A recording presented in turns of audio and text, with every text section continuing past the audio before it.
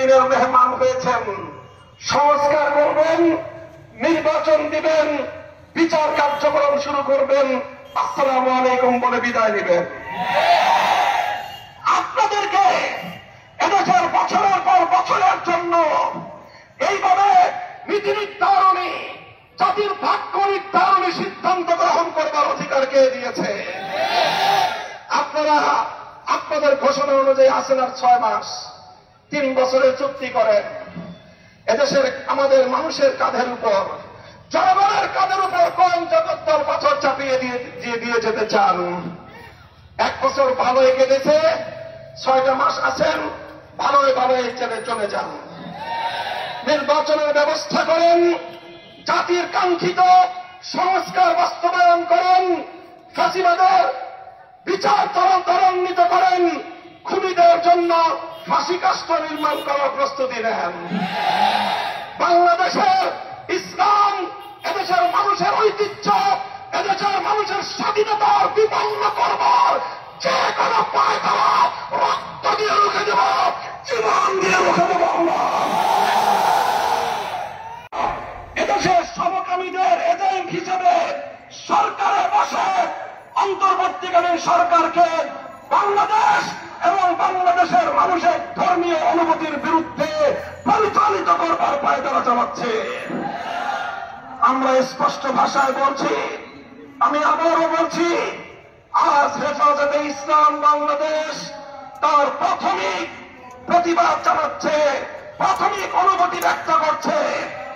যদি আপনারা আপনাদের এই আত্মঘাতী সিদ্ধান্ত যদি প্রত্যাহার না করেন, এদেশের সকল রাজনৈতিক দল এবং সকল স্টেক হোল্ডার, সমাজের প্রতিনিধিত্বশীল প্রতিটি শ্রেণীর সাথে পর্যায়ক্রমে আলোচনা করে সকল এজেন্ডাগুলো জাতির সঙ্গে উপস্থাপন করে নীতি নির্ধারণী সিদ্ধান্ত গ্রহণ করতে হবে।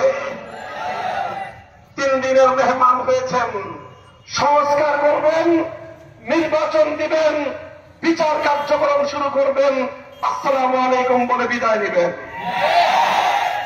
আপনাদেরকে এদেশের বছরের পর বছরের জন্য এইভাবে নীতি নির্ধারণী, জাতির ভাগ্য নির্ধারণী সিদ্ধান্ত গ্রহণ করবার অধিকার কে দিয়েছে? আপনারা আপনাদের ঘোষণা অনুযায়ী আছেন আর 6 মাস, 3 বছরের চুক্তি করেন। এদেশের আমাদের মানুষের কাঁধের উপর, জনগণের কাঁধের উপর কোন জগদ্দল পাথর চাপিয়ে দিয়ে যেতে চান? 1 বছর ভালোই কেটেছে, 6টা মাস আছেন, ভালোই চলে যান। নির্বাচনের ব্যবস্থা করেন, জাতির কাঙ্ক্ষিত সংস্কার বাস্তবায়ন করেন, ফাঁসিবাদের বিচার ত্বরান্বিত করেন, খুনিদের জন্য ফাঁসি কাষ্ঠ নির্মাণ করার প্রস্তুতি নেন। বাংলাদেশের ইসলাম, এদেশের মানুষের ঐতিহ্য, এদেশের মানুষের স্বাধীনতার বিপন্ন করবার যে কোনো পায়তারা রক্ত দিয়ে রুখে দেব, জীবন দিয়ে রুখে দেব। সংগ্রামী সাথী ও বন্ধুগণ, কাজেই আমরা আমাদের বক্তব্য আবার পরিষ্কার স্পষ্ট ভাষায় বলে দিচ্ছি। গতকালকে আমাদের অন্তর্বর্তীকালীন সরকারের নীতিগত সিদ্ধান্ত, জাতিসংঘের মানবাধিকার কমিশন সংক্রান্ত সেই সিদ্ধান্তকে হেফাজতে ইসলাম প্রত্যাখ্যান করছে। হেফাজতে ইসলাম এই সিদ্ধান্ত মানে না, এই সিদ্ধান্ত কার্যকর হতে দেবে না। জাতিসংঘের ইসলাম বিরোধী, মানবতা বিরোধী পশ্চিমা সমাজ দর্শনের মানবাধিকার বাংলাদেশের মানুষ বিশ্বাস করে না।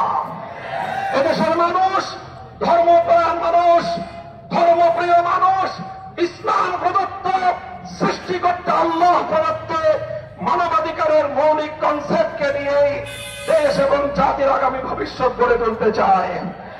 আমি জাতির কাছে জানতে চাই, যদি দেশের স্বাধীনতা রক্ষার প্রয়োজনে সমকামিতার মতো অসভ্যতা এবং এই জাতীয় অশালীনতাকে রুখে দেওয়ার জন্য যদি আবার আমাদেরকে যুদ্ধে নামতে হয়, রক্ত দিতে হয়, কারা কারা প্রস্তুত থাকবে?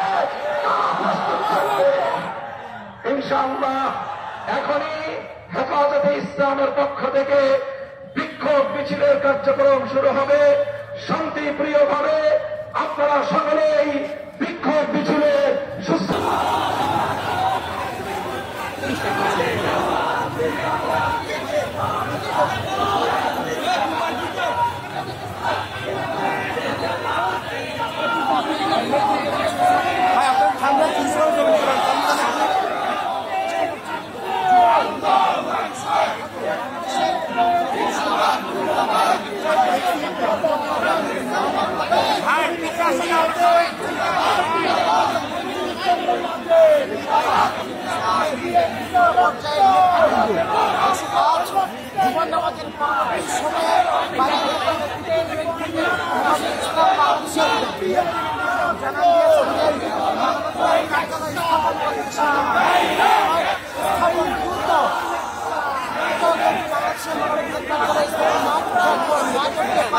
সেই জন্য